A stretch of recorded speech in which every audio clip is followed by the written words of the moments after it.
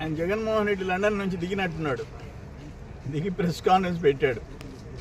ఇక నుంచి ఆయన తెలుగుదేశం నాయకులు, కార్యకర్తలు, అధికారుల సంగతి చూస్తా అంట. దానికి ఒక కొత్త ఇది పెట్టాడు, క్యాప్షన్ 2O ప్రోగ్రామ్ అంట.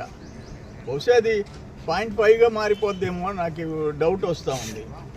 ఇప్పుడు 2O programme YCP last version. ఆయన కార్యకర్తల గురించి మాట్లాడినాడు. నువ్వు కార్యకర్తల గురించి పట్టించుకున్నావా? వ్యవస్థల్ని నాశనం చేశావు. ఒక మైనింగ్, ఒక R&B, ఒక పంచాయతీరాజ్, ఒక ఇరిగేషన్, ఏ వ్యవస్థ, ఒక మైనింగ్, నీ కాళ్ళ కింద మైనింగ్ శాఖ నలిగిపోయింది. ఇసుక దగ్గర నుంచి దోపిడీ, మైనింగ్ దోపిడీ.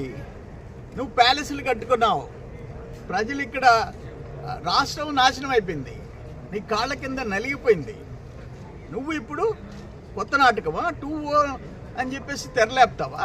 ఎవరు నమ్ముతారు నిన్ను అని అడుగుతున్నా నేను.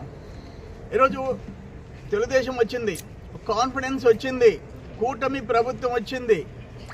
లక్షల కోట్ల పెట్టుబడికి ఇన్వెస్టర్స్ వస్తుండారు. వాళ్ళు కూడా నీ ఓటోళ్ళని చూసి ఇంకా జంకుతుండారు. ఇన్వెస్టర్స్ వస్తున్నారు, లక్షల కోట్లు. నీ పరిస్థితి ఏంది? లాస్ట్ 5 years ఏం చేసావు నువ్వు? అరే, నా జీవితంలో నా మీద క్రిమినల్ కేసు లేదు. మీ నాయన ఉన్నప్పుడు పాపం అసెంబ్లీలో బయట ఎదుర్కొంటే నా మీద కేసులు పెట్టలే. మా మీద పెట్టావు. చంద్రబాబు నాయుడు గారి దగ్గర నుంచి కార్యకర్తల దాకా జైలుకి పంపించావు. నువ్వు మాట్లాడతావా?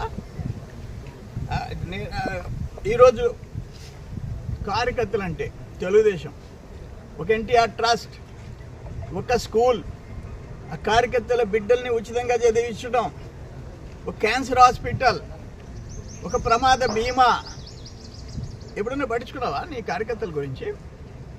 లోకేష్ బాబు ఈరోజు ఇంకా యాక్టివేట్ చేసాడు దాన్ని, ఆ ప్రమాద బీమా, వీటన్నిటిని. నువ్వు ఏ రోజు ఏం పడి, నువ్వు ప్యాలెస్లు కట్టించుకున్నావు. ఎన్ని ప్యాలెస్లు? ఎంత నీకు ఆ డబ్బు మీద మోజు. ఆడ 29 ఎకరాల్లో ఎల్హంక, అక్కడ లోటస్ పాండ్, ఇక్కడ తాడేపల్లి, ఇక్కడ ఇడుపులపాయ, ఒక కడప, ఒక పులివెందుల. ఎన్ని లక్షల చదరపు అడుగులు మీ నలుగురికి. ఆఖరికి అక్క, చెల్లి, తల్లి చెల్లిని కూడా దూరం చేసుకున్నవాడివి నువ్వు. మా సంగతి చూస్తావా? తెలుగుదేశం వాళ్ళ సంగతి చూస్తా. నీ సంగతి చూసుకో. నీ పార్టీ క్లోజ్ అయిపోకుండా చూసుకో. ఆ తర్వాత మా సంగతి.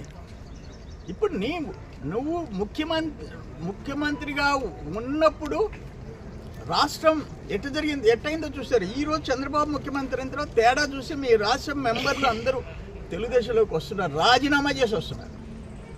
నీ ఇంపార్టెంట్ రైట్ హ్యాండ్, నీ ఏటు నిన్ను వదిలేశాడు.